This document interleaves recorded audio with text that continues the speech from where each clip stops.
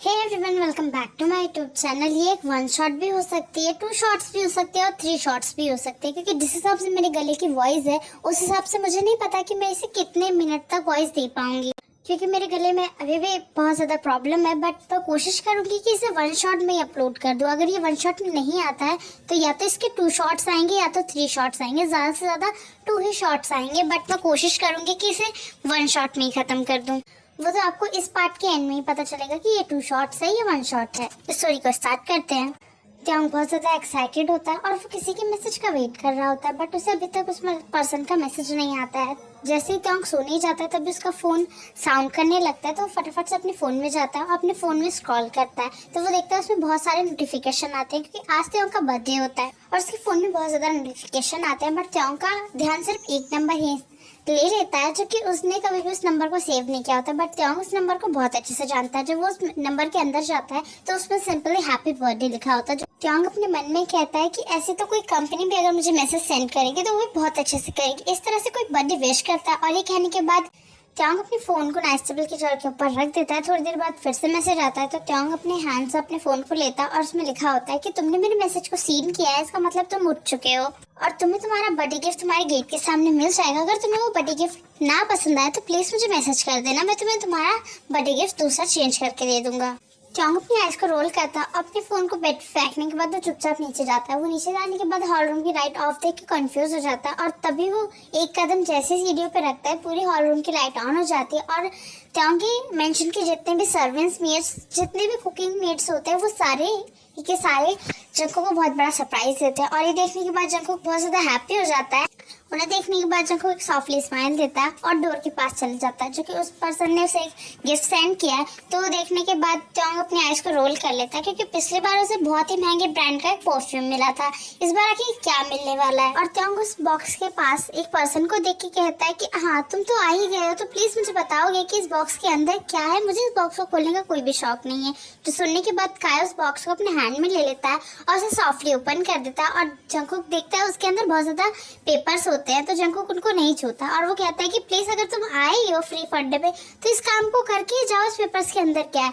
तो काय जोर जोर से पढ़ने लगता है और कहता है कि आपके नाम पे एक लग्जरियस होटल और उसके अंदर जितनी फैसिलिटीज होती हैं वो सभी आपके नाम पे है। आप चाहो तो किसी भी तरह का कोई भी होटल चाहे तो आप ये इनमें से एक सजेस्ट कर सकते हो, और अगर आपको सारे चाहिए तो ये सभी आपके लिए हैं। उसकी बातें सुनने के बाद त्योंग इतना तो समझ जाता है कि ये उसकी किसी प्रॉपर्टी के कागज है जो कि उसके नाम पे हैं। तभी मिस्टर किम एक स्माइल के साथ कहते हैं, देख लो त्योंग, तुम्हारे लिए कितने सारे गिफ्ट्स आए हैं। जो सुनने के बाद त्योंग अपने डैड की ओर देखता है और अपनी आइज को रोल कर लेता है और काय को इशारा करते हुए कहता है कि जरा ये पेपर्स मुझे दिखाना। जो सुनने के बाद काय एक सॉफ्टली स्माइल के साथ सारे पेपर त्योंग के हैंड में दे देता है और त्योंग एक टेबल के पास जाके खड़े हो जाता है और वो एक एक पेपर को उठाता है और कहता है कि मुझे ये गिफ्ट ज्यादा पसंद नहीं है। और ये कहने के बाद वो उन पेपर्स को फाड़ने लगता है।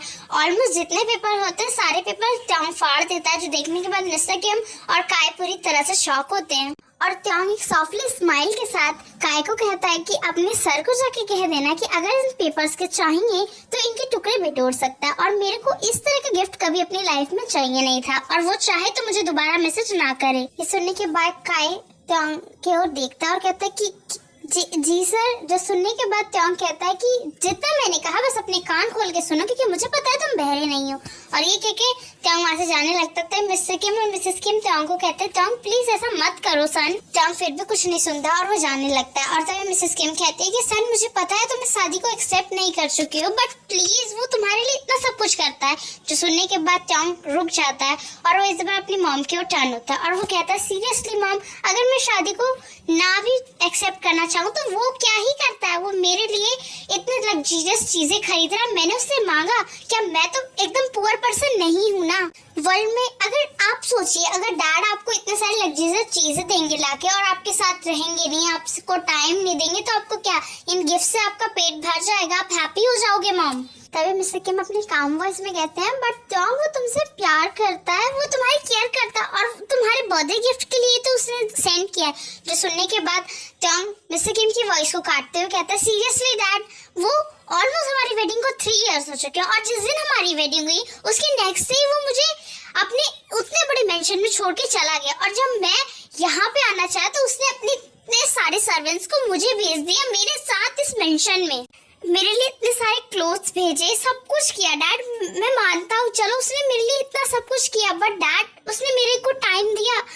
ऑलमोस्ट इतने इयर्स हो गए, 3 इयर्स हो गए हमारी वेडिंग को, बट वो यूएस में जाके अपने बिजनेस को संभाल रहा है। डैड हम लोगों की वेडिंग का कोई तो मतलब ही नहीं बनता, हम लोगों ने एक दूसरे को टाइम नहीं दिया, एक दूसरे से ढंग से बातें नहीं की है। मैंने अपनी लाइफ में ऐसा हस्बैंड कभी भी एक्सेप्ट नहीं किया था। डैड मुझे ये सब गिफ्ट्स नहीं चाहिए, मुझे सिर्फ चाहिए उसकी केयर, उसका प्यार, उसका protection. But in gifts, in servants का मैं क्या करूँगा? इन सर्वेंट्स के साथ मैं प्यार करूँगा। डैड मिस्टर किम कुछ कहने ही वाले होते हैं, तभी ट्योंग उनकी वॉइस को काट देता है और कहता है कि प्लीज डैड अभी मेरी बात पूरी नहीं है, अभी मैंने आधी ही बातें बोली है। इन पूरे 3 इयर्स में उसने मुझे सिर्फ 3 टाइम मैसेज किया, आज तक उसने मुझसे बात ही नहीं की। सिर्फ मेरी 3 बर्थडेज पे, जब से हमारी वेडिंग के बाद मेरे बर्थडे चालू हुए, उसके बाद उसने मुझसे कभी बात नहीं की। डैड ऐसा रिलेशनशिप किसके पास होता है? रिलेशनशिप में टाइम निकालना पड़ता है। डैड ऐसी वेडिंग नहीं चलती है। पिछले ईयर जो मेरा बर्थडे आया था, उसने मेरे नाम पे एक परफ्यूम की कंपनी की थी, उससे पहले उसने मुझे 2 कार्स गिफ्ट की थी, और इस ईयर इतने सारे विलास की प्रॉपर्टी। डैड ये मुझे नहीं चाहिए था, अगर मुझे चाहिए होता तो मैं ये अपने दम पे खड़ा कर सकता। डैड मैं इतना बड़ा बिजनेसमैन हूँ, बट मुझे उसका प्यार चाहिए था। मैंने क्या बताया था आपको? अगर मैं लव मैरिज भी करता तो मैं उस पर्सन के साथ अपनी लाइफ को हैप्पीली जीता। इन सर्वेंट्स के बीच में, इन गिफ्ट्स के बीच में मुझे नहीं रहना है। डैड प्लीज अब मुझे कोई बात नहीं करनी है। और ये क्या कि ट्योंग अपने रूम में जाने ही वाला होता था, मिस्टर किम अपने कोल्ड वॉइस में कहते हैं, ओके ट्योंग हमने तुम्हारी बातें सुनी, अब तुम मेरी बात सुन के जाओ। माना तुम्हारे हस्बैंड ने तुम्हें कोई मैसेज नहीं किया, कोई कॉल नहीं किया, इन 3 इयर्स में उसने तुम्हें जितने बार 3 बार भी मैसेज किया, तुमने उसके मैसेज का रिप्लाई किया, तुमने उसके गिफ्ट्स के लिए उसे थैंक्स बोला, या तुमने उस पर कभी भी फाइट की कि तुम उसके साथ क्यों नहीं रहते, तुम उतना ज्यादा दूर बिजनेस की वजह से क्यों? अगर तुमने एक स्टेप आगे नहीं बढ़ाया, उससे तो तू भी स्टेप बढ़ाया ना ट्योंग। ये सुनने के बाद ट्योंग को और भी ज्यादा गुस्सा आ जाता है, और वो इस बार अपने रूम में नहीं जाता, अपनी कार की कीज उठाता है और वो वहाँ से चले जाता है। ट्योंग अपनी बेस्ट फ्रेंड्स को कॉल करता है और उन्हें बार में आने के लिए कहता है, और उससे कहता है कि वो आज अपनी बर्थडे पार्टी सेलिब्रेट करना चाहता है। जो सुनने के बाद उसके सभी फ्रेंड्स बहुत ज़्यादा हैप्पी हो जाते हैं, क्योंकि उन लोगों ने पहले ही ट्योंग को उसके बर्थडे विश के उसके गिफ्ट्स भी दे दिए थे और उसे बर्थडे विश भी कर दिया था। ट्योंग ने ये पार्टी इसलिए इतनी जल्दी अरेंज कर ली क्योंकि ट्योंग को लगा था शायद उसका हस्बैंड वापस आएगा और वो अपने हस्बैंड के साथ टाइम स्पेंड करेगा, इस ईयर अपने हस्बैंड के साथ अपना बर्थडे सेलिब्रेट करेगा। बट ऐसा कुछ भी नहीं हुआ। ट्योंग ने अपने हस्बैंड को उसे फर्स्ट टाइम देखा था, और उसे देखने के बाद ट्योंग को उस पर क्रश आ गया था, और वो बहुत ज्यादा हैप्पी था कि फाइनली उसकी वेडिंग हो चुकी है, और जिसके साथ हुई है वो उसको बहुत ज्यादा लाइक करता है। बट उसके हस्बैंड का इस तरह का बिहेवियर बिल्कुल भी ट्योंग को अच्छा नहीं लगता है कि वो इन 3 इयर्स से ना ही तो उससे मिलने आ रहा है और ना ही उसे कॉल मैसेज कुछ भी नहीं करता। बस 3 इयर्स में 3 टाइम्स उसने उसको बर्थडे विश किया, और ट्योंग को ये सब कुछ भी नहीं चाहिए। लग्जरियस लाइफ ट्योंग से उससे हेट करता है, क्योंकि उसके डैड भी जब इतनी ज्यादा लग्जरियस लाइफ उसको दे चुके हैं तो उसे अपने हस्बैंड का प्यार चाहिए। ये लग्जरियस लाइफ का, उन सर्वेंट्स का, उन गिफ्ट्स का ट्योंग को क्या ही कर रहा है। थोड़ी देर बाद ट्योंग बार में पहुंच जाता है और वो अपने फ्रेंड्स के साथ ड्रिंक करने लगता है। तभी उसके कुछ फ्रेंड्स खेलते हैं कि हमें थोड़ा देर खेलना चाहिए, जो जानने के बाद ट्योंग कहता है ओके फाइन, और सब सोली थोड़ा देर खेलने लगते हैं। और लास्ट जब ट्योंग पे बॉटल टर्न होती है तो ट्योंग देर लेता है, जो सुनने के बाद सभी मेंबर्स को सोचने लगते हैं। तभी शुगा अपने सैवेज रिप्लाई में कहता है कि उस बार काउंटर की डोर से जो भी लास्ट टाइम आएगा, बॉय या गर्ल, तुम्हें उसे किस करना होगा। जो सुनने के बाद ट्योंग शॉक हो जाता है और वो कहता है कि नो वे, मैं ऐसा नहीं कर सकता हूँ। और बाकी जो ट्योंग के फ्रेंड्स होते हैं वो ट्योंग से कहते हैं जब ट्योंग तुमसे यही नहीं हो पाएगा तो तुम्हें ट्रुथ तो लेना ही नहीं चाहिए था, ना ही देर लेना चाहिए था। इस बार ट्योंग को गुस्सा आ जाता है और वो खड़े हो जाता है और वो कहता है ओके फाइन। बट तभी ट्योंग का एक और फ्रेंड कहता है कि अगर तुम्हें उस पर्सन को किस करना है बट तुम अपनी आईज ओपन नहीं कर सकते हो, तुम्हें यहाँ से सीधा जाना है डोर तक अपनी आईज क्लोज करके, और तुम्हें उस पर्सन को किस करना है, तुम उस पर्सन की कहीं भी किस कर सकते हो, हम उस पर कुछ भी माइंड नहीं करेंगे। जो सुनने के बाद ट्योंग अपनी आईज को क्लोज कर लेता है और सोली सीधा डोर के सामने जाने लगता है। तभी वो डोर ओपन हो जाता है और ट्योंग उस पर्सन के लिप्स पे अपने लिप्स को लॉक कर देता है, जिसकी वजह से ट्योंग भी शॉक होता है और वो पर्सन भी। और तभी ट्योंग अपनी आईज को ओपन कर लेता है और वो अपने सामने जंगकुक को देख के बहुत ज़्यादा शॉक हो जाता है और वो तुरंत ही दूर हो जाता है। जंगकुक ट्योंग से कुछ कहने ही वाला होता है, तभी ट्योंग वहाँ से बहुत जोर से भाग जाता है और ये देखने के बाद जंगकुक भी शॉक हो जाता है और तभी उसके फ्रेंड्स भी खड़े हो जाते हैं और वो सभी ट्योंग चिल्लाते हुए वहाँ से चले जाते हैं। और जंगकुक के फेस पे बहुत ज़्यादा ही बनी स्माइल होती है, क्योंकि उसे नहीं लगा था कि यहाँ ट्योंग को सरप्राइज देते देते जंगकुक को खुद ही सरप्राइज मिल जाएगा। और जंकुक फटाफट से बाहर जाता है तो देखता है वहाँ पे त्योंग की कार भी नहीं होती है और त्योंग भी नहीं होता है। और तभी जंकुक त्योंग के फ्रेंड से पूछता है कि त्योंग यहाँ पे से कहाँ गया। जो सुनने के बाद उसके सारे फ्रेंड्स बोलते हैं सो सॉरी प्लीज़, आपको त्योंग ने किस किया बट वो जानबूझ के नहीं करना चाहता था, उसे हमने डेयर दिया था इस वजह से उसने किया।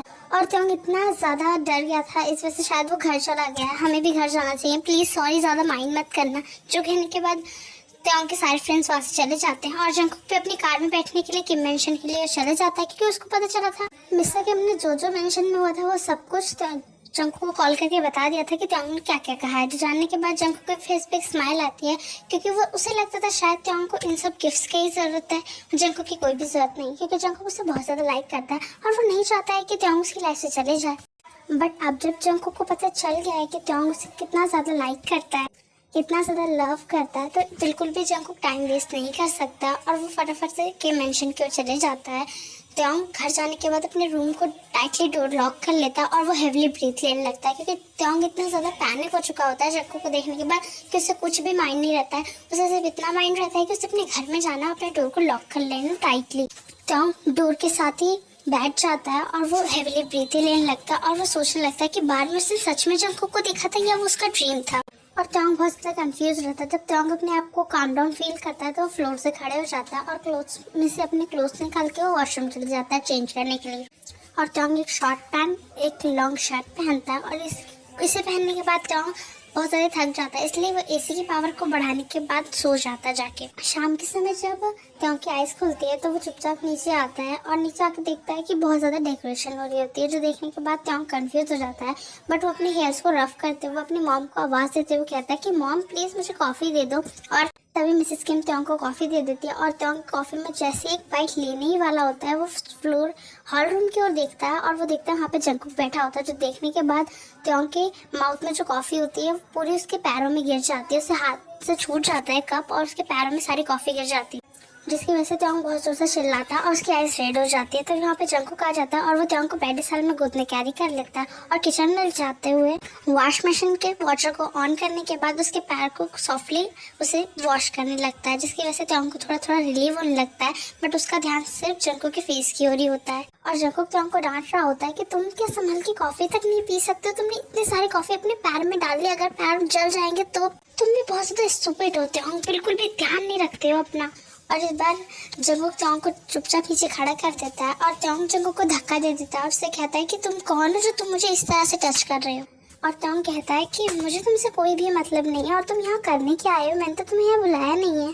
तभी जंकुक त्योंग के क्लोज आता है और उससे कहता है कि तुम मेरे हस्बैंड हो और मैं अपने हस्बैंड के बर्थडे में आया हूँ उससे मिलने के लिए। जो सुनने के बाद त्योंग हंसने लगता है और वो हंसते हुए कहता है कि सीरियसली तुम्हें इन 3 इयर्स के बाद याद आया है कि तुम्हारा कोई हस्बैंड भी है।